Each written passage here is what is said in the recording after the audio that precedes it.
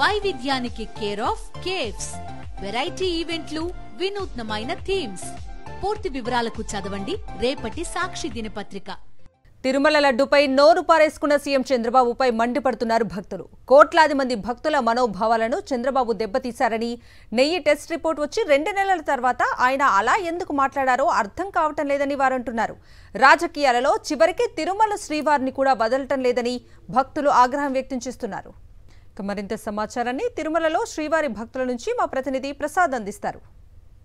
వారి మీద అనేక ఆరోపణలు, విమర్శలు తావెత్తున్నాయి. సాక్షాత్తు స్వామివారికి నివేదించే ప్రసాదాల్లో, లడ్డు ప్రసాదం నెయ్యిలో జంతువుల కొవ్వు కలిసిందనేది సాక్షాత్తు రాష్ట్ర ముఖ్యమంత్రి చెప్పడం అనేది పెద్ద దుమారమే రేపింది. మరి ఇందులో వాస్తవం ఎంత ఉంది, మరి దీని మీద రాజకీయ కోణం ఉందా, భక్తులు ఏమనుకుంటున్నారు అనే అంశాన్ని ఒకసారి పరిశీలన చేస్తాం.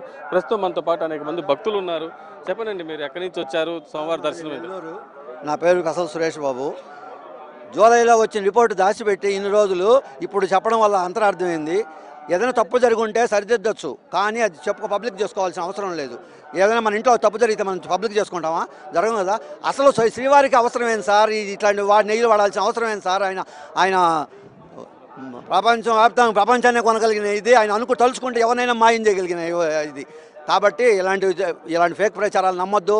ప్రజలు, భక్తులు మనోభావాలని మీరు బాధ పెట్టొద్దు.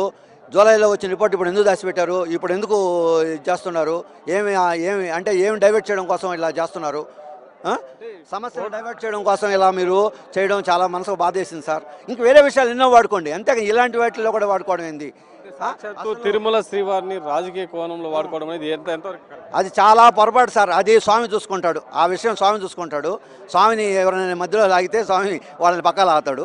అందుకని చెప్పేసి ఇలాంటివి ఇప్పుడు చెయ్యొద్దు, ఖండిస్తున్నాం సార్.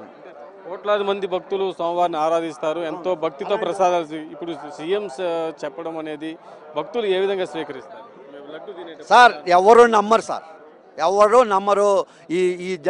ఈ ఆదరణ ఇట్లా ఈ భక్తి విశ్వాసాలు కొనసాగుతూనే ఉంటాయి. మనం శాశ్వతం కాదు, స్వామి శాశ్వతం, మనం శాశ్వతం కాదు. ఇలాంటి 100 సంవత్సరాలు 1000 సంవత్సరాలు జరుగుతూనే ఉంటాయి.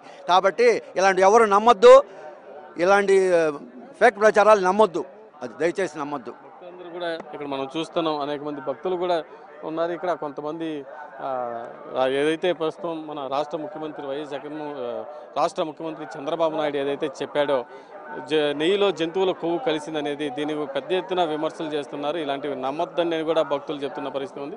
కోట్లాది మంది భక్తులు స్వామివారిని ఎంతో పవిత్రతో కొలుస్తారు, అంతే పవిత్రంగా స్వామివారి ప్రసాదమైన లడ్డూని స్వీకరిస్తారు. కాబట్టి ఇలాంటి ఫేక్ ప్రచారాలను నమ్మొద్దు. రాజకీయాలు ఉంటే మీరు చూసుకోండి, కానీ ఇందులో దేవుణ్ణి లాగద్దని కూడా భక్తులు గట్టిగా రాష్ట్ర ముఖ్యమంత్రి చంద్రబాబు నాయుడుకి చెప్తున్న పరిస్థితి ఉంది. రిపోర్ట్ వచ్చిన 2 నెలల తర్వాత ఇప్పుడు దాన్ని బయట పెట్టడం అనేది అనేక అనుమానాలకు తావిస్తున్న కూడా భక్తులు ఇక్కడ చెప్తున్న పరిస్థితి ఉంది. వీడియో జర్నలిస్ట్ ముఖేష్తో ప్రసాద్, సాక్షి టీవీ, తిరుమల నుండి.